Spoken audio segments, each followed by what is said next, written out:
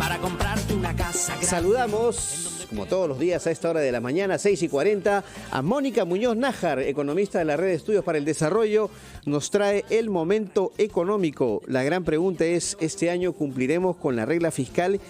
Y, a ver, ¿qué entendemos, Mónica, para que la gente nos entienda a su vez, por regla fiscal? ¿Y cómo afecta esto a nuestra economía diaria, al ciudadano de a pie, como se dice? ¿Cómo te va, Mónica? Buenos días. Buen día, Mónica. ¿Qué tal? ¿Qué tal? Buen día, Joana. Buen día, Carlos. Buen día, queridos oyentes y televidentes de RPP. Así es, vamos a comentar acerca del posible incumplimiento otro año más de la regla fiscal. Y para eso vamos a explicar qué cosa es la regla fiscal. En general, los países, al igual que las familias, que nosotros, tenemos ingresos y tenemos gastos. Y cuando los ingresos no llegan a cubrir todos los gastos, entonces una forma de pagar, digamos, es endeudándose. Si la deuda es mayor a los ingresos, sumado con los gastos, entonces ahí tenemos un déficit fiscal. Cuando los gastos del Estado son mayores que sus ingresos, hay un déficit fiscal. Así que lo que estamos teniendo en Perú ya desde hace varios años, en el 99, nos impusimos un límite a ese déficit fiscal. Dijimos, oye, vamos a ponernos una regla que tenemos que cumplir para que los gobiernos no se endeuden demasiado. Esta reforma es parte de las reformas que hubo en los 90 para tratar de que el Perú gane credibilidad internacional. Recordaremos cómo en los años 80 el presidente Alan García ante la ONU dijo que no iba a pagar la deuda externa. Sí. Recuperarse de eso ha sido muy complicado y ha tomado muchas cosas. Entonces, como país, estamos comprometiéndonos a no pasarnos de una deuda límite. Este déficit fiscal es esa regla del déficit fiscal es una de las reglas fiscales. Tenemos 8 reglas fiscales en total, pero lamentablemente el año pasado los ingresos que recaudó el Estado en impuestos y en otros ingresos no fueron suficientes para cubrir los gastos y no llegamos a cumplir la regla. Y si bien es una regla que nosotros mismos nos ponemos, es una mala señal que no podamos cumplir con esa regla, ¿verdad? Y el problema es que este año parece que de nuevo la vamos a incumplir.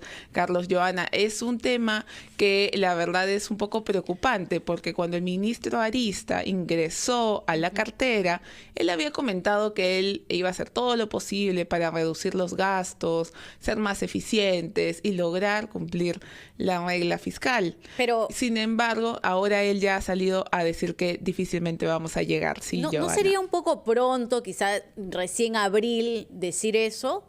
¿O más o menos son los primeros meses del año los que indican lo que puede suceder? Sí, dado que el Ministerio de Economía es el que tiene toda la información de la proyección de los gastos, lo que da a entender lo que el ministro Arista está comentándonos es que él ya vio que todas las demandas que tiene de dinero, todo No lo que alcanza. ya gastó de dinero, entonces ya vio que no va a llegar, ¿no?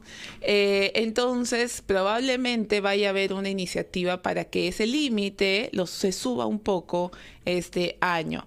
El límite es llegar a 2% solo de déficit fiscal, 2% del PBI, y probablemente lo vaya a tener que subir, porque distintas entidades indican que vamos a estar alrededor del 2.5, ¿no? Así que es como la valla, la estamos poniendo un poquito más arriba para poder entrar, ¿verdad? Mónica, Sí. Mónica, y a ver, ¿cuáles serían las consecuencias de no cumplir con la regla fiscal? O sea, ¿cómo nos afectaría a todos nosotros, ¿no? A los ciudadanos, comunes y corrientes? Sí, lo primero es entender que, como he señalado, tenemos 8 reglas fiscales y solamente una es la que estaríamos incumpliendo. Así que, por ese lado, creo que es bastante importante poner esto en su dimensión. Ahora, dado que no es que sea un problema tan tremendo, igual sí está revelando una falta de capacidad del gobierno de controlar sus gastos. Y eso sí nos afecta muchísimo a todos. ¿Por qué? Porque si los gastos siguen creciendo de forma descontrolada, y la verdad es que en cosas muchas veces que los ciudadanos o no entendemos o no apoyamos o en verdad no nos hacen tanto bien directo, entonces en ese descontrol del gasto es donde nos tenemos que preocupar, porque al final los recursos que nosotros como país tenemos deben de usarse para mejorar los servicios a nosotros, ¿verdad? Tenemos que tener mejor salud, mejor educación y probablemente este gasto que se está haciendo no está dando esos resultados. Ahí yo le pregunto a todos los que nos están escuchando, señor, señora, si usted siente que el año pasado, por ejemplo, que no cumplimos, perdón, la regla fiscal, sintió que mejoró la educación, que mejoró la salud. Probablemente no. Y eso se debe a que se está gastando dinero, pero no se está haciendo bien. La alerta viene por ahí.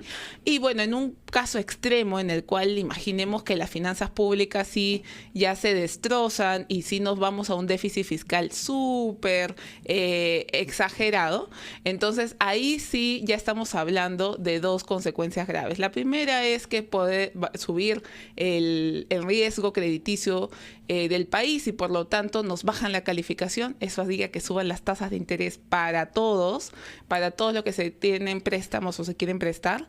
Y lo otro es que, bueno, en un momento extremo, el gobierno tal vez podría empezar a actuar de forma irresponsable y prestarse a tasas muy altas y nos endeuda el futuro. Así que esas son, digamos, las formas en las cuales nos puede afectar. Hay que estar atentos a ver qué hace el MEF respecto a este problema del déficit, Carlos, Joana. Y lo vamos a estar y estamos seguros que nos vas a detallar toda la información. Mónica Muñoz Nájar, economista de la Red de Estudios para el Desarrollo, ha estado con nosotros precisamente en el comentario económico 6:46. Volvemos luego de la pausa.